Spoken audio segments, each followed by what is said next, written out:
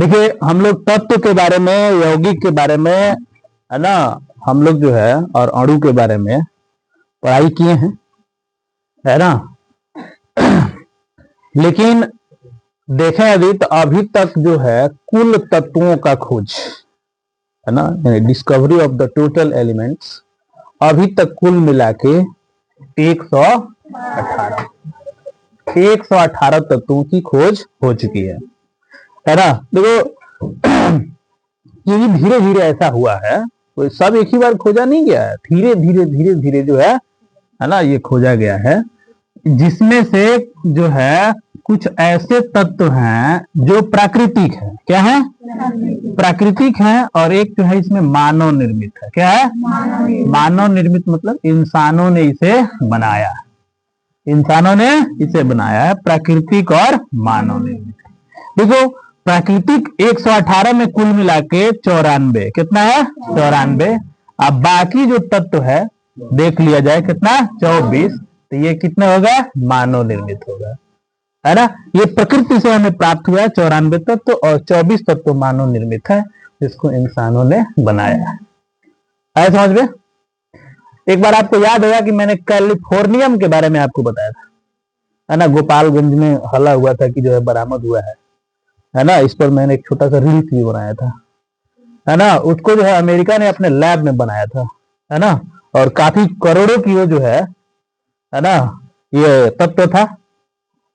ठीक है, तो बहुत सारे ऐसे तत्व होते हैं ना कि जिसको जो है वैज्ञानिकों ने बनाया है, और वो कुल मिला के कितने हैं? 24 हैं, लेकिन प्रकृति में कुल मिला के कितने हैं? 94। आए समझ में? कुल मिला के 94। देखो, स्टार्टिंग में तत्वों का जो संख्या था ना, बहुत कम था, बहुत कम था। इस पर बहुत सारे वैज्ञानिकों ने अपना रिसर्च भी किया है। देखो, जब बहुत कम तत्व थे ना, तो इसके बारे में अध्ययन करना आसान था। कैसा था? आसान। अध्ययन जो है ना बहुत आसान था। लेकिन जैसे जैसे तत्वों का डिस्कवरी होता गया, है ना, वैसे वैसे जो है इसका अध्ययन जो है बहुत जटिल होता गया, बहुत जटिल होता। यानी है में कि हो में पता ही नहीं चलता था। है समझ में? आप ही को जो है 5 रुपया दे दें, है ना, तो आप आराम से हाथ पे गिन लीजिएगा। लेकिन एक ही बार ले आके एक बड़ा सिक्का धर दें तो थोड़ी देर के लिए तो होगा ही। तो उसके लिए आपको तकनीक लगाना पड़ेगा, टेक्नोलॉजी लगाना पड़ेगा। तो आप टेक्नोलॉजी लगाइएगा कि 20 गो सिक्का 1 किलो के बाद तो 40 गो सिक्का 2 किलो को, तो किलो से जोड़ दीजिएगा, अंदाजा लगा दीजिएगा। ऐसा होता है, ठीक है। लेकिन फिर भी जो है तत्वों में इस तरह का कहानी था कि जैसे जैसे तत्वों का खोज होता गया, वैसे वैसे उसका अध्ययन जो है मुश्किल होता गया। उसको गुणों को पहचान पाना जो है एक मुश्किल काम हो गया था, है ना। देखो, तत्वों में जो है बहुत सारे ऐसे तत्व हैं, है ना, बहुत सारे ऐसे तत्व हैं, है ना, कि जिनका गुण एक समान है, जिनका गुण एक समान है। तो किन किन तत्वों का गुण जो है एक समान है, इसको कैसे अध्ययन किया जाए, है ना, ये चीजें जो है बहुत ही जटिल प्रक्रिया हो गई थी। ठीक है, तो इस पर जो है पहले से ही बहुत सारे वैज्ञानिकों ने अध्ययन करना शुरू कर दिया था। तो इस पे कुछ वैज्ञानिक जो है रिसर्च करते आए हैं स्टार्टिंग से। तो उन वैज्ञानिकों का नाम आपको जानना जरूरी है, जिसमें जो है एक पहले वैज्ञानिक है जिनका नाम है डोबे राइनर। आपने नाम सुना होगा, डोबे राइनर। पहले साइंटिस्ट कौन थे? डोबे राइनर। नाम याद रखिएगा। ये उस सदी की बात कर रहा हूं, लगभग 1800। कब की बात कर रहा हूं? 1800 तक की बात कर रहा हूं। ठीक है ना। तो पहले साइंटिस्ट कौन थे? डोबे राइनर। दूसरे साइंटिस्ट थे न्यूलैंड। कौन थे? न्यूलैंड। और एक तीसरे साइंटिस्ट थे, है ना, ये आए थे बीच में, लेकिन इनका जो है हवाला कांड हो गया, ये चले गए लोथर मेयर, है ना। चौथे साइंटिस्ट में आते हैं मेंडलीव।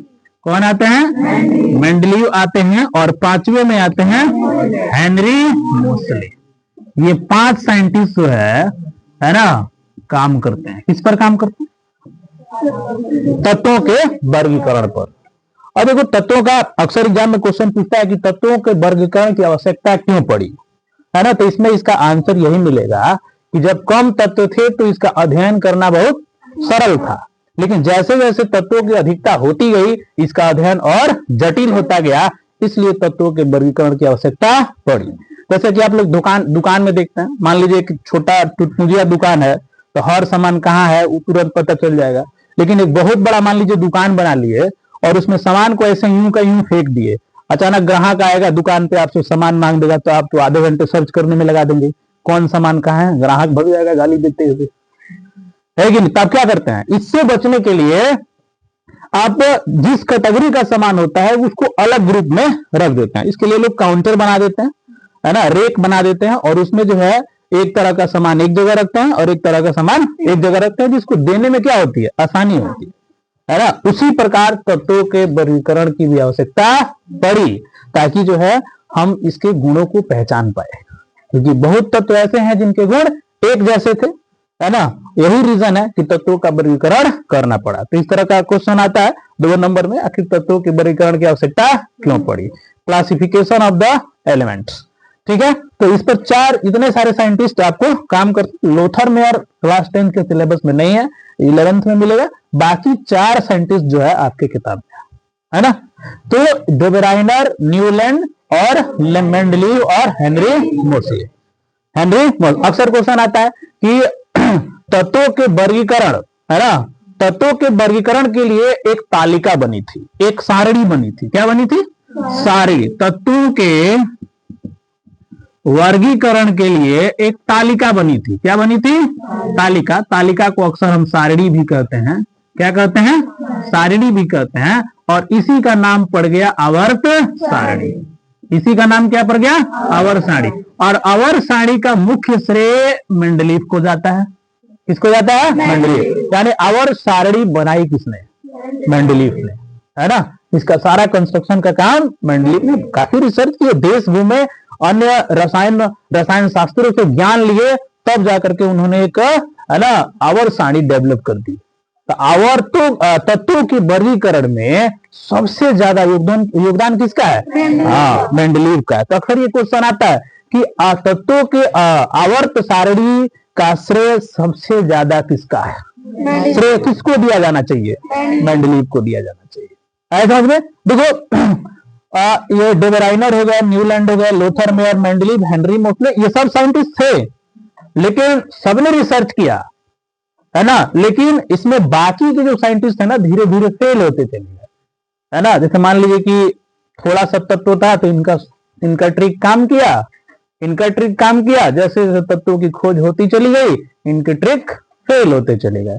और ये, है ना, इनका जो है जो नियम था वो बंद होता चला गया, इनके नियम को फॉलो नहीं किया गया। लेकिन एक चीज था कि हाँ, कुछ कुछ गुण इनमें मिलते हैं, जिसको जो है मेंडलीव ने जो है अपने आवर्त सारणी में लागू किया था।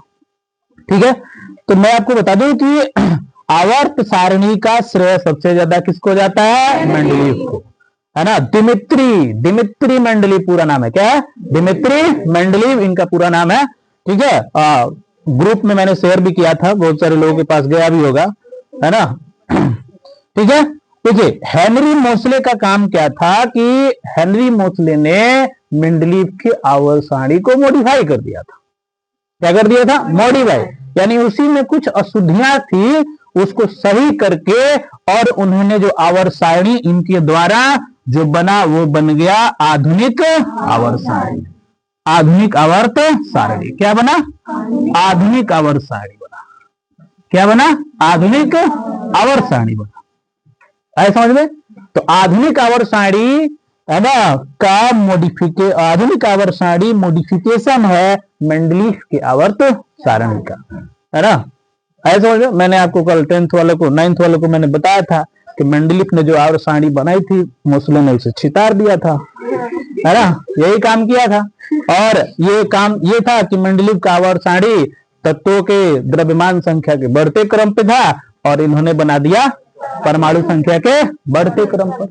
और ये भी क्वेश्चन पूछता है कि आधुनिक आवर्त सारणी जो था वो परमाणु संख्या का आवर्त फलन है। किसका जी, परमाणु संख्या का आवर्त फलन है, परमाणु संख्या का आवर्त फलन है। लेकिन जो मेंडलीव की आवर्त सारणी थी वो द्रव्यमान संख्या का आवर्त फलन। किसका फलन है, द्रव्यमान संख्या का आवर्त फलन है। बोलो किसका फलन, द्रव्यमान संख्या का आवर्त फलन। तो मेंडलीव का आवर्त सारणी जो था वो द्रव्यमान संख्या पर आधारित था। किस पर, हेनरी का परमाणु संख्या पर आधारित था। ऐसे उसी तरह से बाकी जो डोबेराइनर थे, न्यूलैंड थे, इनका भी जो है द्रव्यमान संख्या पर ही आधारित था, है ना। इनका भी परमाणु संख्या, ये आवर्त सारणी किस पर आधारित था? द्रव्यमान संख्या पर आधारित। बात सबको समझ आ रहा? किस पर आधारित था? द्रव्यमान संख्या पर आधारित था। ठीक है। डोबेराइनर ने एक नियम दिया था जिसका नाम था त्रिक नियम। क्या नाम था जी? त्रिक नियम नाम था। अक्सर एग्जाम में आता है कि डोबेराइनर के त्रिक नियम को परिभाषित करें। इसको त्रिक नियम को परिभाषित करें। तो पता है क्या किए थे, है ना, ये जो है एकदम पुरानका जमाना के थे, है ना, चुन चुन के ऐसे उठा उठा के वर्गीकरण कर रहे थे। ये क्या किए कि तीन तीन तत्व लिए थे। कितने? तीन। कितने लिए थे कालिया? तीन तीन तत्व। कितने? तीन तीन तत्व। बोलो कितने लिए थे? तीन तीन तत्व। तीन तत्व कौन लिए थे? जैसे मान लीजिए लिथियम हो गया। क्या? लिथियम, एगो पोटेशियम और बीच वाला सोडियम। ठीक है, तीन तत्व ले लिए थे। एगो लिए थे, एगो लिए थे क्लोरीन, एगो लिए थे आयोडीन, एगो लिए थे ब्रोमीन, है ना। क्लोरीन, आयोडीन और ब्रोमीन, तीन तीन वो तत्व ले लिए थे। और इनका कहना था कि देखो, मैंने इनका भी मैंने कहीं रिसर्च किए होंगे, द्रव्यमान संख्या पहले से मालूम था, और कहे कि देखो लिथियम का द्रव्यमान संख्या निकाल लो, पोटेशियम का द्रव्यमान संख्या निकाल लो और इसका माध्य निकाल दो, यानी औसत निकाल दो। भैया किसका आ जाएगा? सोडियम का, है ना। उसी तरह से क्लोरीन, आयोडीन और ब्रोमीन, क्लोरीन का पता, ब्रोमीन का पता, दोनों को, इसको ये बाद में कर लो। ठीक है, ब्रोमीन पहले आएगा और आयोडीन बाद में आएगा। ठीक है, क्लोरीन, क्लोरीन, ब्रोमीन और आयोडीन। क्लोरीन का निकाल लो, आयोडीन का निकाल लो, बीच में कौन सी बचेगा? ब्रोमीन का बच जाएगा, है ना। चेक करके देखते हैं। यही त्रिक नियम था किसका? डोबेराइनर का।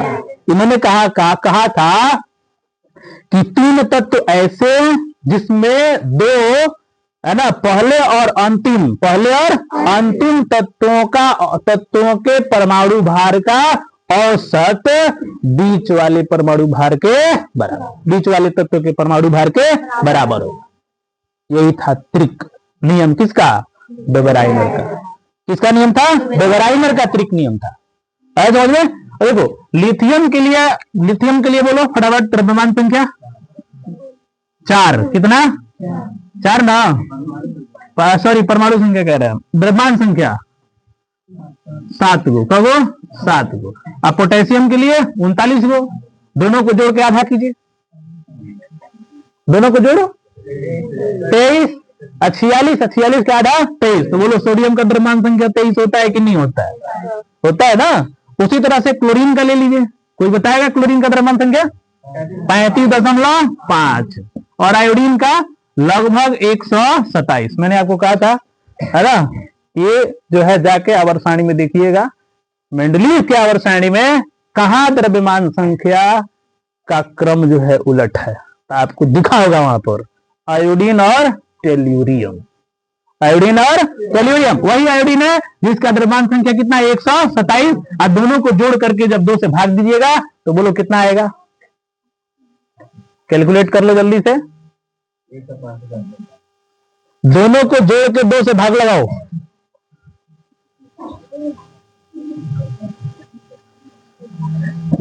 जल्दी लगाओ। 127 और 35.5 आप जोड़िएगा तो ये कुल मिला के 5, 7, 5, 12 और 3, 2, 5, 1, 6 और ये कितना हो गया? 162। यानी लगभग इसका द्रव्यमान संख्या कितना बनेगा? 80 बनेगा।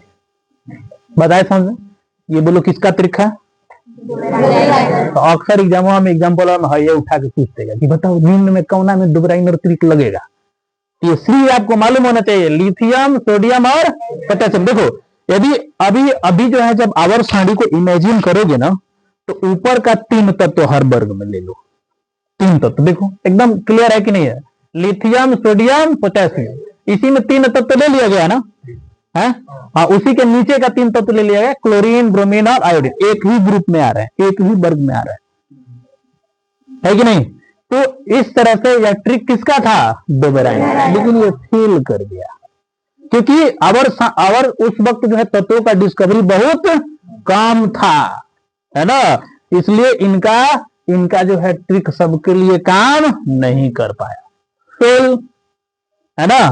तो अक्सर पूछता है कि आखिर डोबराइनर का ड्रॉबैक्स क्या था, डोबराइनर की सीमाएं क्या थी। तो इनकी सीमाएं ये थी कि यह कुछ ही तत्वों के लिए यह नियम लागू होता था, बाकी के बाद खोजे गए तत्वों के लिए यह नियम काम नहीं किया, इसलिए डोबराइनर को, है ना, एक्सक्लूड कर दिया गया, बाहर कर दिया गया। ठीक है, आगे आते हैं न्यूलैंड।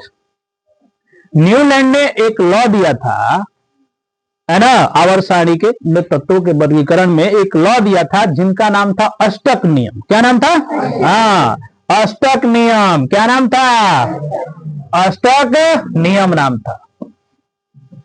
डोबराइनर का नियम त्रिक नियम और न्यूलैंड का नियम अष्टक नियम। आए समझ? अक्सर एग्जाम में क्वेश्चन पूछा है कि न्यूलैंड के तत्वों के वर्गीकरण में न्यूलैंड की क्या भूमिका थी, न्यूलैंड की क्या भूमिका थी। तो इसमें प्रश्न यही आता है कि न्यूलैंड ने तत्वों के वर्गीकरण में उन्होंने तत्वों को इस क्रम में सजाया था, इस क्रम में सजाया था कि हर 8वां तत्व का गुण एक जैसा हो। इनका कहना था कि हर 8वां तत्व, यानी इस प्रकार उन्होंने सजाया था कि हर 8वां तत्व का गुण एक जैसा हो। इन्होंने अपने नियम को संगीत के ध्वनियों के अनुसार समझाया था। सारे गामा, क्या सारे गामा, सारे गामा पौधा नीसा पानी धपा मगरेसा, ऐसे समझ में, इस पर इन्होंने सजाया था। संगीत के ध्वनियों पर जिस तरह से इन्हें तुलना किया था कि हर 8वां अक्षर सा होता है, क्या सा, उसी तरह से ग के बाद 8वां अक्षर ग ही आएगा, ऐसे समझ में, नी के बाद 8वां अक्षर नहीं आएगा। वैसे ही जो है इन्होंने देखा था कि मतलब तत्वों के क्रम को इस प्रकार सजाया था कि हर 8वां तत्व का गुण एक जैसा मिले, और यही नियम किसका था?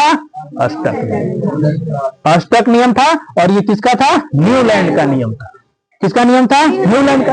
अक्सर आप लोग को कहते हैं कि भाई 30 तक परमाणु संख्या, है ना, 30 तक तत्वों का परमाणु संख्या, परमाणु संख्या सबको याद रहना चाहिए, है ना। आइए इस मेथड पर हम लोग समझते हैं इसको। जैसे मान लीजिए कि हम यहां पर शुरू करते हैं लिथियम से। कहां से शुरू करते हैं? लिथियम। लिथियम के बाद बोलिए बोरान, कार्बन, लिथियम के बाद beryllium, boron, carbon, nitrogen, oxygen, fluorine. अब रुक जाओ, इसके बाद बात इसलिए नहीं करेंगे, इनके समय में अक्रिय गैस का खोज नहीं हुआ था। समझ में? अक्रिय गैस, फिर से मैं आपको बता दूं, अक्रिय गैस वे तत्व होते हैं जिनके अष्टक पूर्ण होते हैं, जिनके अष्टक पूर्ण होते हैं और जिनके बाह्यतम कक्ष, यानी अष्टक पूर्ण होने का मतलब बाह्यतम कक्ष में या तो इलेक्ट्रॉनों की संख्या 2 होगी और नहीं तो 8 होगी। और तीसरी बात, ये किसी भी रासायनिक अभिक्रिया में भाग नहीं लेते हैं। इनका कोई दोष नहीं बनता है, क्योंकि ये ना तो लेते हैं और ना तो देते हैं, है ना। तो इसमें जो है अक्रिय गैस में helium, neon, argon, krypton, xenon और रेडॉन, है ना, और एगो ऑर्गेन। ठीक है, helium, neon, argon, krypton, xenon और रेडॉन, ये तत्व ऐसे हैं, इनको अक्रिय गैस कहा जाता है। क्या कहा जाता है? इसकी खास बात क्या है? ये अक्रिय गैस, है ना, इनको जो है मान लीजिए किसी स्थान पर ऑक्सीजन की जरूरत नहीं है ना, तो उस स्थान को हम इन गैसों से घेर देंगे। आए समझ में? इस स्थान को गैसों से घेर। आपको अक्सर क्वेश्चन आएगा कि बल्ब में कौन सी गैस भरी जाती है ना, तो निष्क्रिय गैस। तो इन्हीं निष्क्रिय गैसों में से कोई ना कोई गैस भरी जाती है, ज्यादातर हीलियम और नियॉन गैसें भरी जाती है। नियॉन गैस जो है ना, गाड़ी के हेडलाइट में जो बल्ब होता है उसमें भरी जाती है, ताकि यह कुहासा को क्या करे? कट करे। कुहासा को कट करने का काम करता है नियॉन गैस। ऐसा समझ में? यही इनर्ट गैस है, इसी को हम अक्रिय गैस या निष्क्रिय गैस भी कहते हैं। निष्क्रिय है, निष्क्रिय इसलिए है कि ना तो ये धन आयन बनाएगा और ना तो ये ऋण आयन बनाएगा। तो उस वक्त इन अक्रिय गैसों की खोज नहीं हुई थी, उस वक्त इन अक्रिय गैसों की खोज नहीं हुई थी। ऐसा समझ में? हाँ, हीलियम का बाह्यतम कक्ष में ड्यूप्लेट बन जाता है, क्योंकि एक ही सेल होता है ना इसमें, बाकी सब में आपको एटेट मिलेंगे। ठीक है, हीलियम जो है ड्यूप्लेट बना लेता है, सिर्फ पहला सेल है एस कक्षक, और एस में अधिकतम कितने इलेक्ट्रॉन रह सकते हैं? 2 रह सकते हैं। बात समझ आ रहा है? ठीक है, तो इस तरह से अक्रिय गैसों की खोज हुई थी, है ना। कब हुई थी? तो इन सबके वैज्ञानिकों के बाद, मेंडलीव के बाद इन तत्वों को खोजा गया। ऐसा हो गया, मेंडलीव के टाइम में कुल तत्व 63 ही थे। कितने थे? 63। ओनली 63। अक्सर क्वेश्चन पूछता है एग्जाम में कि मेंडलीव के समय में कुल तत्वों की संख्या क्या थी? 63। क्या थी? 63। समझ आ रहा है? उस वक्त जो है अभी इन अक्रिय गैसों को नहीं खोजा गया था, इसलिए मैं यहां भी डिस्कस नहीं करना चाहूंगा, क्योंकि अक्रिय गैस था ही नहीं। बस फ्लोरीन। अब फ्लोरीन के बाद इसके नीचे आइएगा तो मिलेगा sodium, magnesium, aluminium, silicon, phosphorus, sulphur और क्लोरीन। आए समझ में?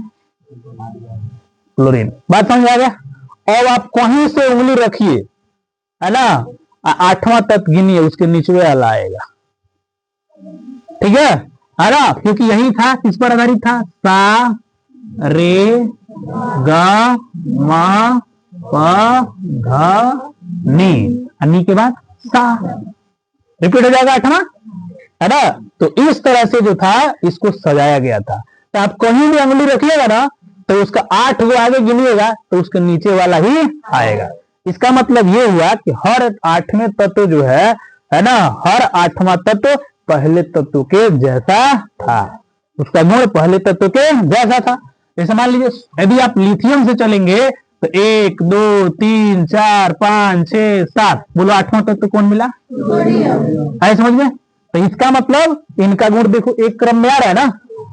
ठीक है, ये भी द्रव्यमान संख्या पर ही आधारित था, लेकिन इन्होंने द्रव्यमान संख्या को लिया नहीं, बस क्रम। हाँ, लेकिन एक चीज है, द्रव्यमान संख्या के आधार पर ही इसको सजाया भी था, ऐसा में। लेकिन इनके टाइम में ना ज्यादा तत्व नहीं था, कैल्शियम था, बस कैल्शियम तक। फिर कैल्शियम के बाद के तत्वों को ये सजा नहीं पाए, है ना, इसलिए न्यूलैंड फेल हो गए। तो अक्सर एग्जाम में न्यूलैंड का अष्टक नियम आता है, तो जरूर आप इसको बनाइए उसमें। समझ में? ये न्यूलैंड का कौन सा नियम है?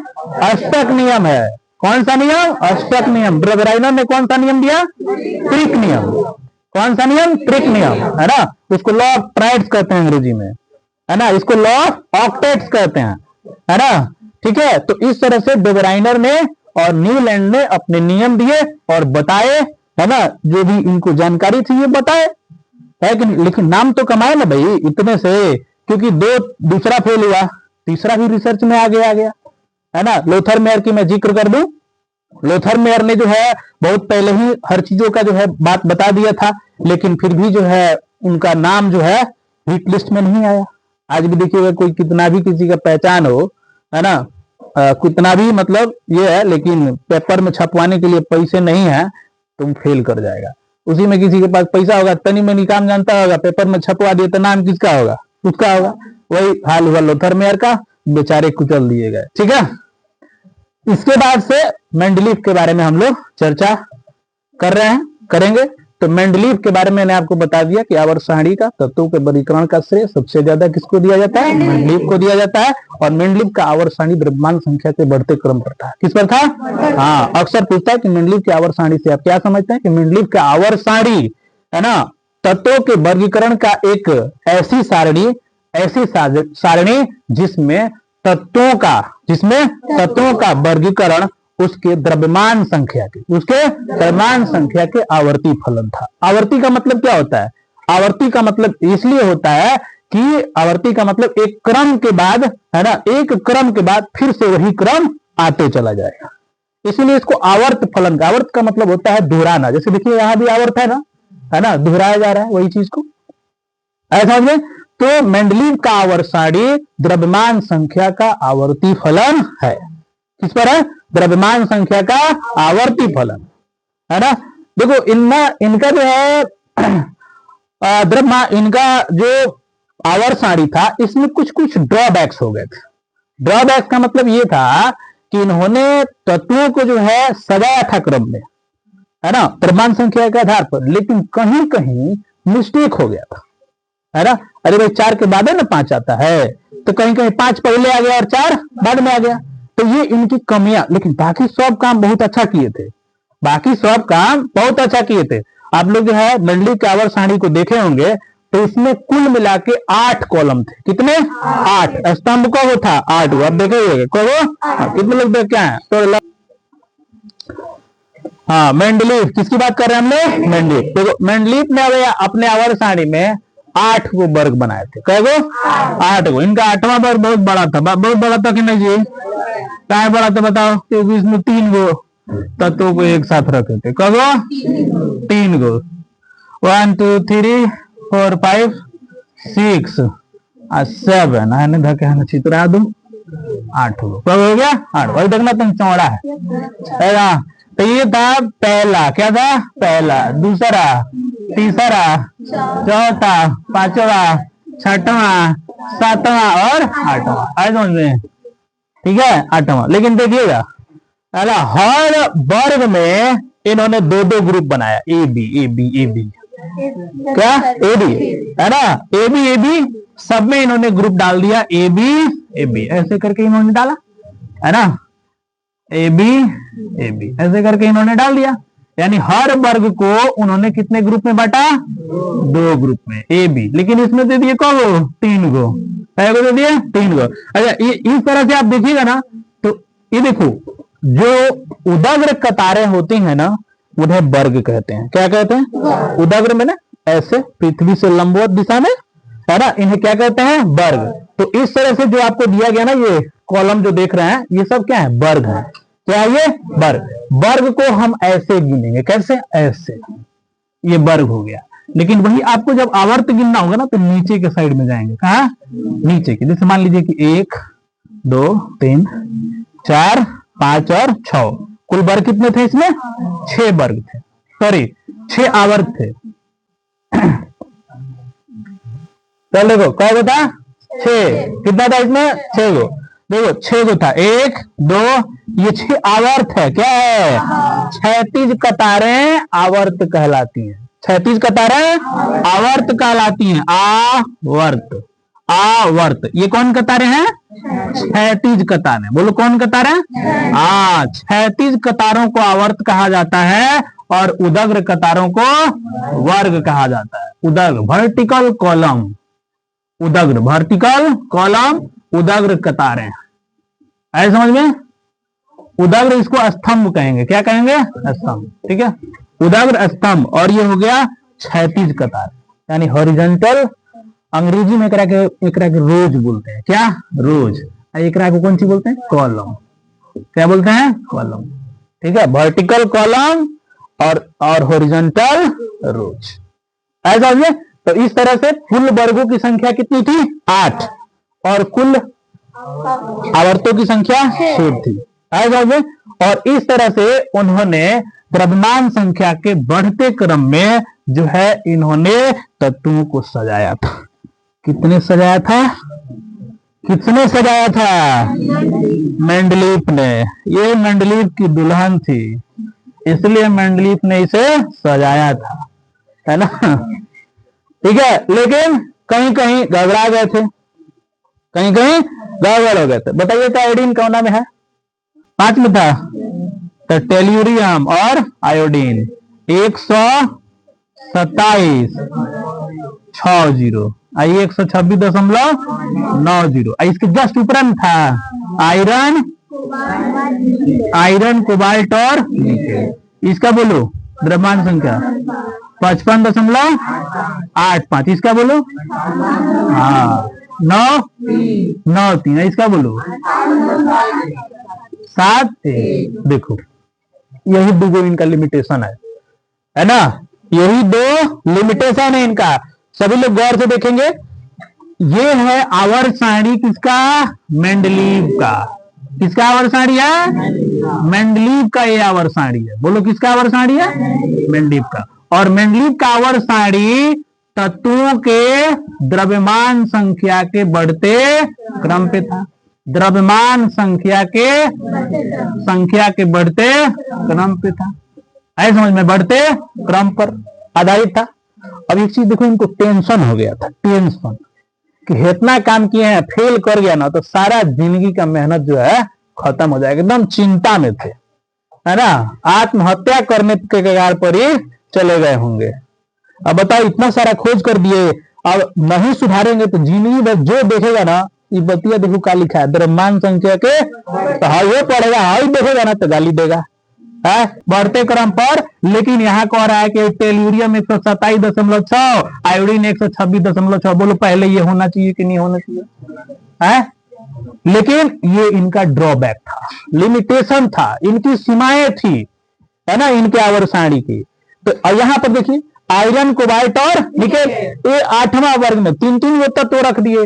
अब बाकी सब में जो है यहाँ पे देखिए 2-2 ग्रुप है ना, ए बी, तो ऊपरा भी एक दिया होगा इसमें, समझ में, तो एक ई का है और एक डी का है, समझ में। इसमें देखो 3-3 वो तत्व रख दिए, है ना, लेकिन इससे कोई समस्या नहीं थी। समस्या किसके थी कि आपने कहा है कि तत्वों को मैंने सजाया है द्रव्यमान संख्या के बढ़ते क्रम पर, और आप क्या किए हैं कि जो है बढ़ते क्रम के बजाय आप घटते क्रम कहीं कहीं लगा दिए हैं।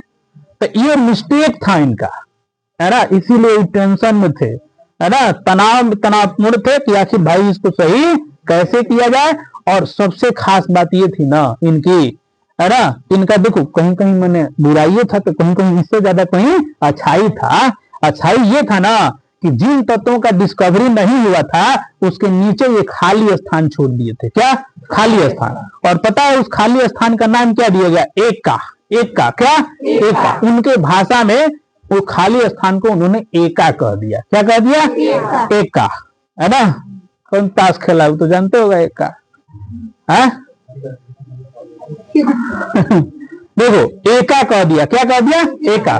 देखो मैं आपको बता दूं, आखिर जो है, ध्यान से सुनिएगा सब लोग, अक्सर ये एग्जाम में क्वेश्चन आता है कि आखिर तत्वों ये क्या बोलते हैं मेंडलीव के आवर्त सारणी का मैंने सबसे बढ़िया बात क्या था?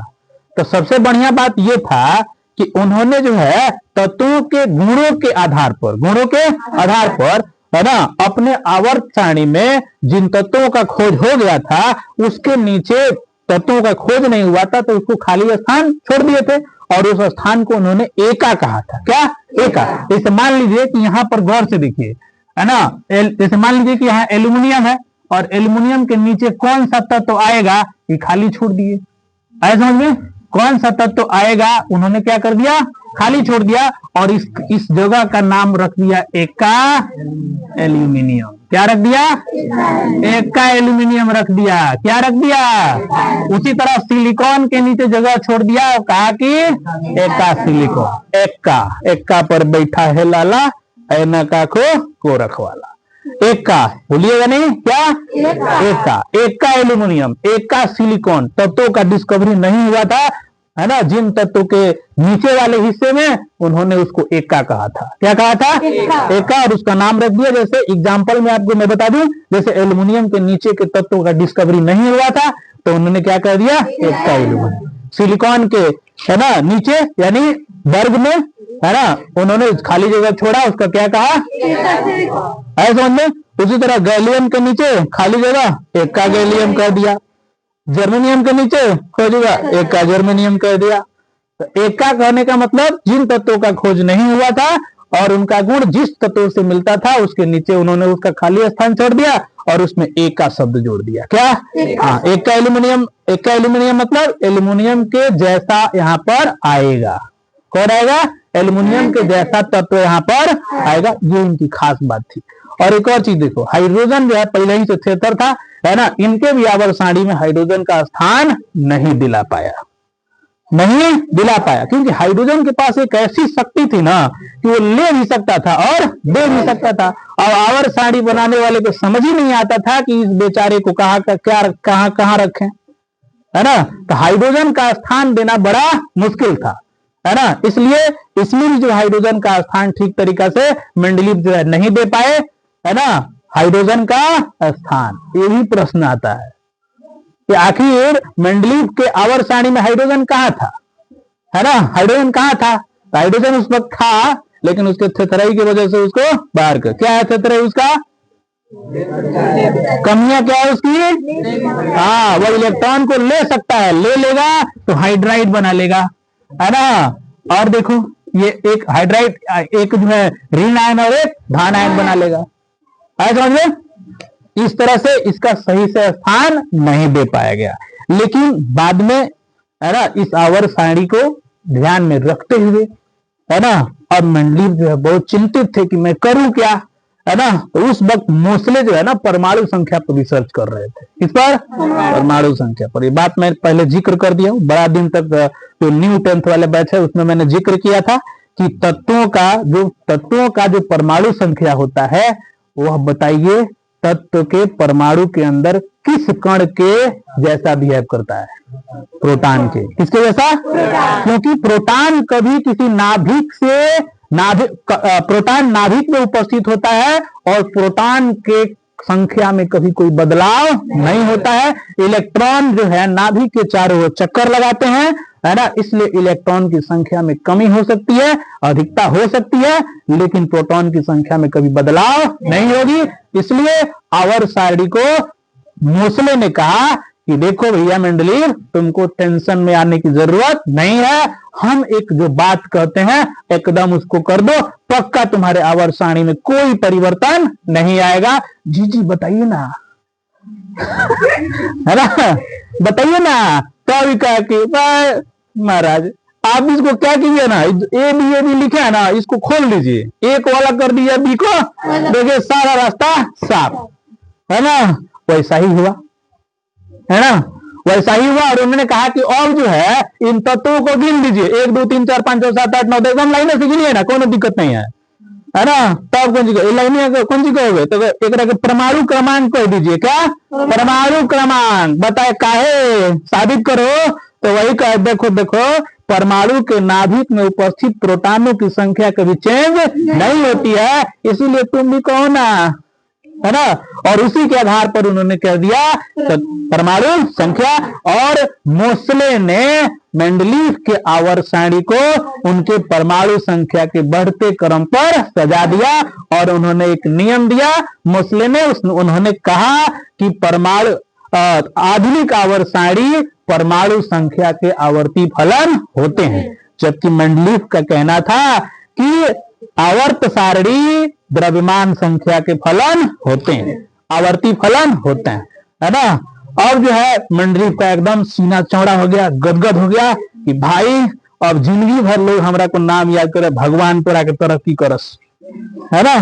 तो मोसले एकदम जो है इनको हेल्प कर दिए, तब जाके बना आधुनिक आवर्त सारणी। आधुनिक आवर्त सारणी और आधुनिक आवर्त सारणी जो बड़का श्रेणी आप लोग देखे हैं, है ना, आधा है ने आधा बीच में आधा नीचे, है ना, उसका नाम पड़ गया आधुनिक आवर्त सारणी। देखो कोई परिवर्तन नहीं हुआ। आप जाइएगा ना तो 8वां में देखिएगा ना, उसमें भी 3 आपको मिलेगा। आप आवर्त सारणी बनाए होंगे ना तो चीज आप इमेजिन किए होंगे, इसमें कोई परिवर्तन नहीं होगा, 3 तत्व आया होगा। देखो ना, गलती कर रहे तो, है ना। 8वां में जाके देखिए ना, उसको एक में 3 नाम इसे घेर दिया होगा, है ना। 3 कई तत्व रखा उसमें? 3 ठीक है। अब अगला जो हम लोग का आवर्त सारणी आ रहा है उसका नाम है आधुनिक आवर्त सारणी। तो बोलो किस पर बात करने वाले हम लोग? आधुनिक आवर्त सारणी पर, ठीक है।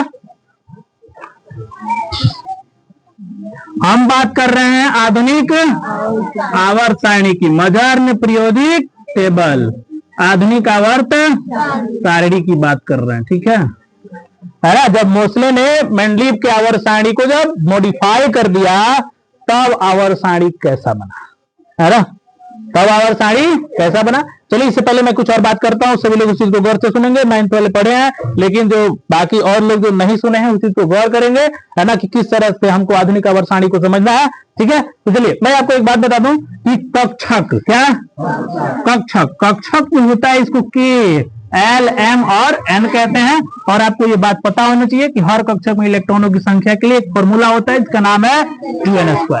अक्सर एग्जाम में पूछता है 10 वालों, ध्यान रखना कि हर कक्षकों में इलेक्ट्रॉन को भरने के लिए एक सूत्र का प्रयोग होता है जिसको नील्स बोर ने दिया था, उसका नाम क्या है? 2n²। n है कक्षकों की संख्या, n है कक्षकों की संख्या।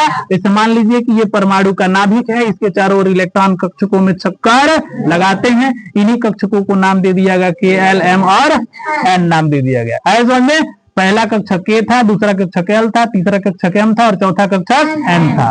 आए समझ में? तो इस तरह से इस फॉर्मूला के आधार पर जब इलेक्ट्रॉन भरा गया, इस पर n बराबर 1 2 3 4 रखिएगा, तो यहाँ पहले कक्षक में 2 इलेक्ट्रॉन, दूसरे में 8, तीसरे में 18 और चौथे में 32 इलेक्ट्रॉन आएगा। तो K में अधिकतम इलेक्ट्रॉनों की संख्या 2, L में अधिकतम 18, M में अधिकतम 8 और इसमें अधिकतम 18 और इसमें अधिकतम 32। सब लोग समझ गए?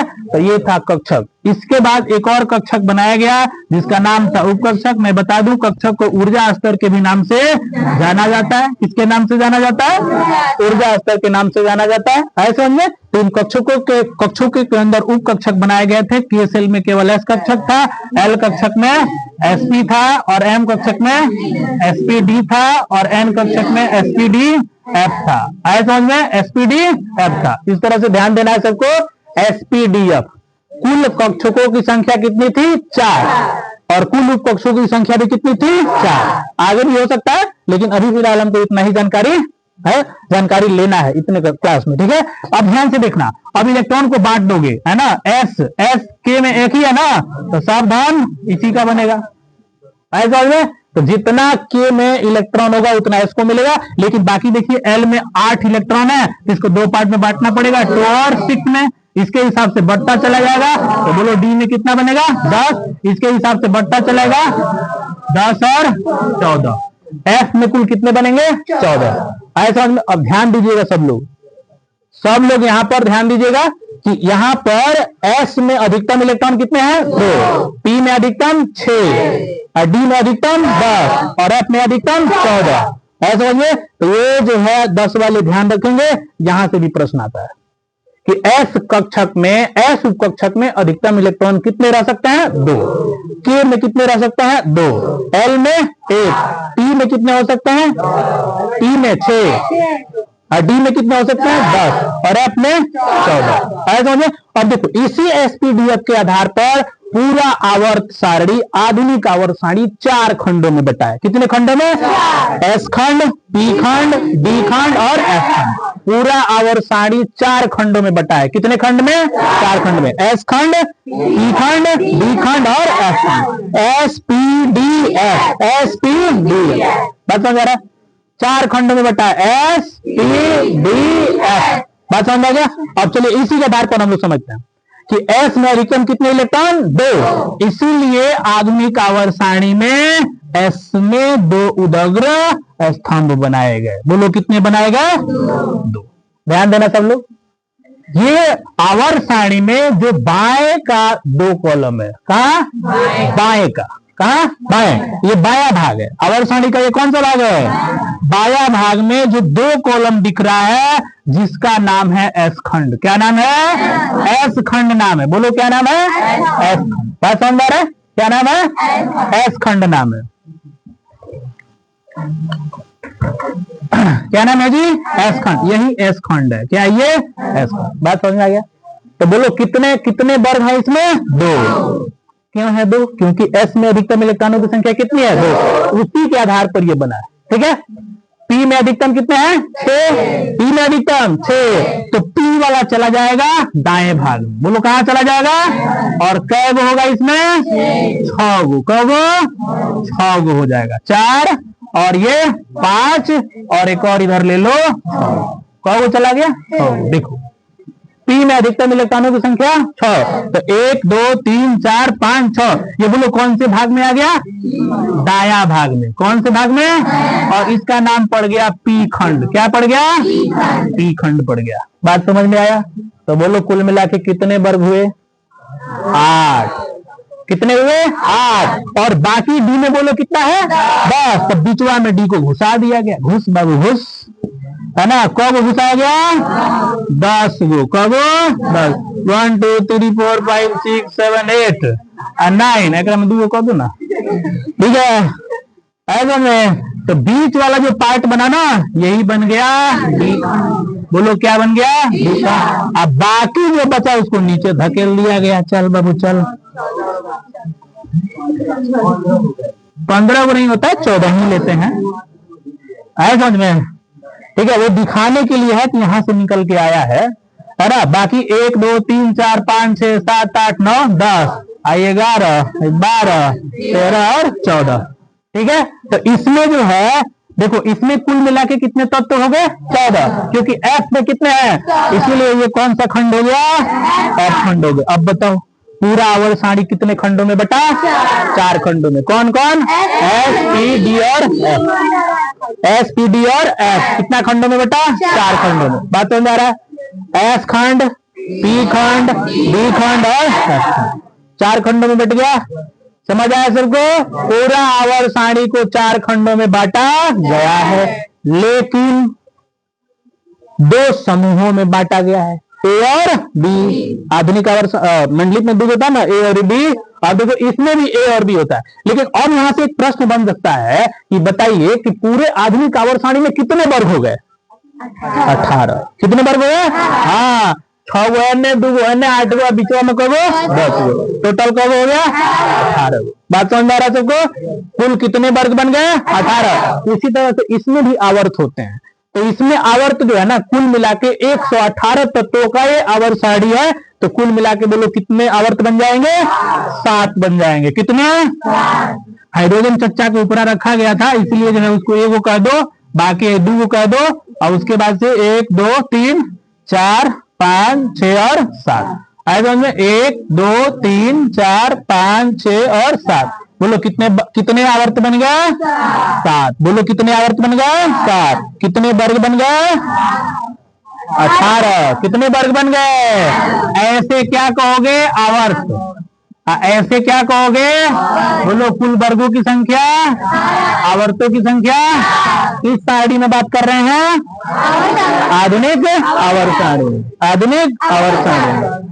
मजा आ रहा है? मारेंगे दूध, आप हंस रही हो, ठीक है? हंसना नहीं है, हंसना मना है।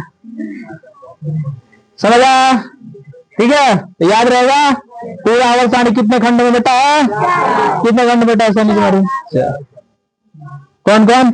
एफ खंड, पी खंड और डी खंड। अरे एफ खंड ना बता रही थी तो यही से मारे रहते। बैठो, ठीक है। पूरा कितने खंड में बटा है? 4 खंड। कितने वर्ग है?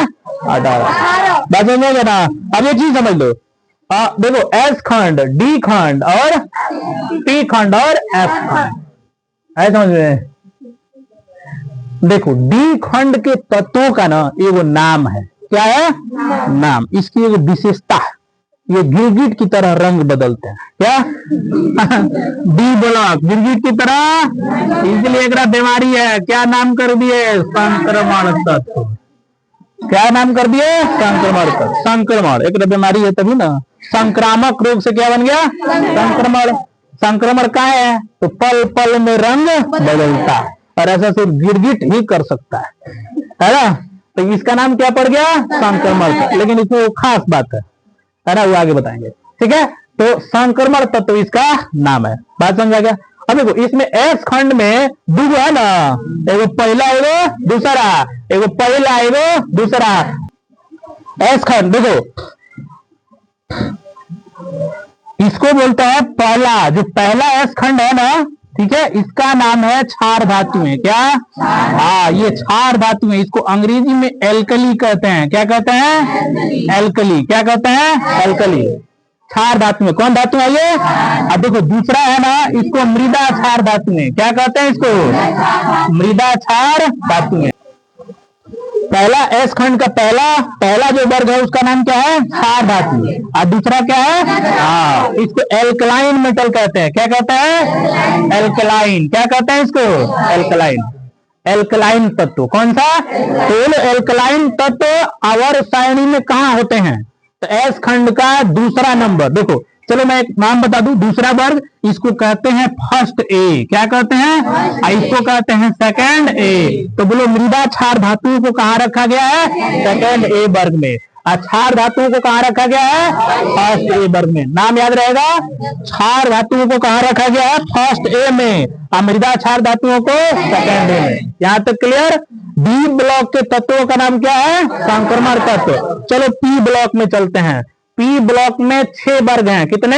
6 वर्ग। 6 वर्ग में है ना, अब देखो 2 ए आया है ना, तो बीच में इसका काउंटिंग नहीं होगा, है ना? ये और ये मिला के ना ए समूह के तत्व हैं। किसके?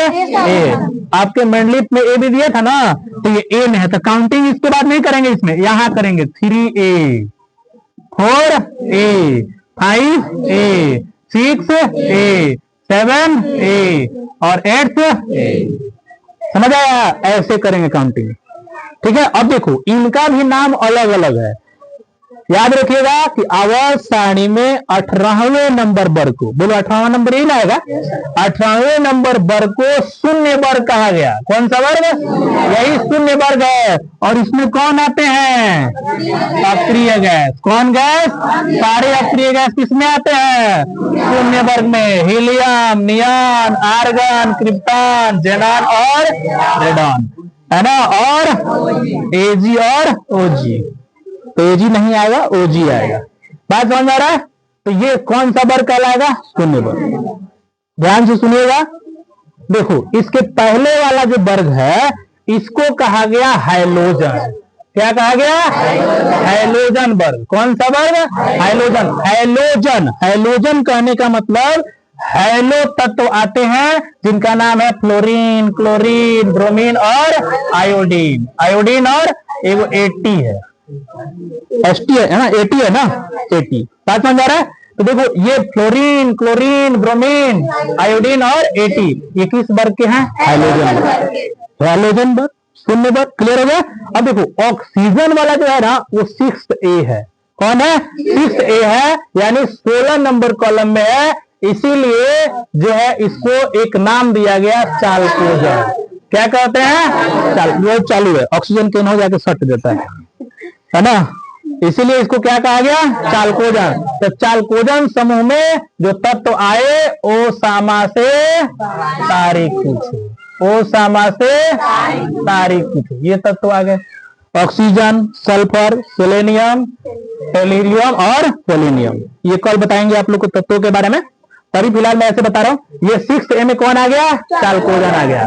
और देखो 5th ए में जो आएगा ना उसका नाम है, उसी के नाम पर रख देते हैं जो पहला तत्व होता है, नाइट्रोजन। नाइट्रोजन समूह। कौन सा?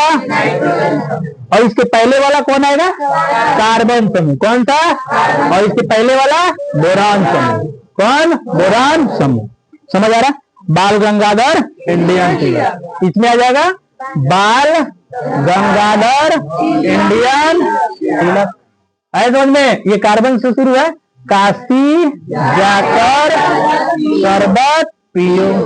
है समझ में? ये तत्व आ गया। ठीक है, इसके बाद वाला कौन था जी? नाथ, नाथ प्रसाद आशा सब। सब बोले तो एस। इसमें क्या था? पीबी से पहले बोलो, पीबी से पहले क्या है? अच्छा यह एसएन है ना। अब इधर एस बी आ जाएगा, है ना। नाथ प्रसाद आशा सब बीजी। है समझ में? इसमें क्या है? ओ सामा से तारीख पूछो, ओ सामा से तारीख पूछो। ये है टीएल, ये है टीई है टेल्यूरियम और ये है पोलोनियम। है समझ में? ओ सामा से तारीख पूछो। इसमें बताओ हुआ, हुआ चाची आई, फुआ चाची, चाची के बाद बुआ है, बुआ आई आंटी। है समझ में? कौन? B R. हाँ ठीक है। इसमें बता दो हीना, हीना, हीना, नीना और करीना, करीना जी, करीना जी पर रंग उड़ेगा। बात समझ आ रहा है? और लास्ट में अच्छा रंग उड़ेगा तो जी। ठीक है, बहुत सुंदर। देखे ना, इस तरह से हम तत्वों को भर सकते हैं। देखिए कितना इंटरेस्टेड चीज है ना। ये आपको ये 10वीं में ही पढ़ाई जाती है, 11 में आपको कोई इसको मन से नहीं पढ़ाएगा। ठीक है, 10 में जो लड़का पढ़ले रहता है उसी को 11वीं क्लास का साइंस भी समझ में आता है ना। पहला चैप्टर से धराई लास्ट तक जिसको ये जानकारी होगा वो 11th क्लास का साइंस बहुत अच्छे से समझ सकता है। बात समझ आया? तो हम लोगों ने देखा कि किस तरह से इधर भी भर लेते हैं, एस में, एस में भर लेते हैं। बोलो हेलीना, हेलीना। तो रब, रब से फरियाद, रब से फरियाद। इधर बन लो, बेटा मांगे कार स्कूटर बाप बेटा मांगे सुंदर कन्या बाप कन्या सुंदर बाप राजी। ठीक है, तो ये तत्व आप समझ रहे हैं किस तरह से हम तत्वों का वर्गीकरण कर रहे हैं। इस पर हम लोग नेक्स्ट क्लास में और चर्चा करेंगे। अभी कल हम लोग का पूरा क्लास चला जाएगा इसमें, ठीक है। और सभी जो लोग आवर सारणी नहीं बनाए हैं, है ना, वो लोग बना करके एक सादे पेपर पर हमको दे देंगे। सबको सुनाई दिया है? जिनका अभी तक नहीं बना है, देखो जो भी मेहनत करना है 1 महीना के लिए आप लोगों को करना है।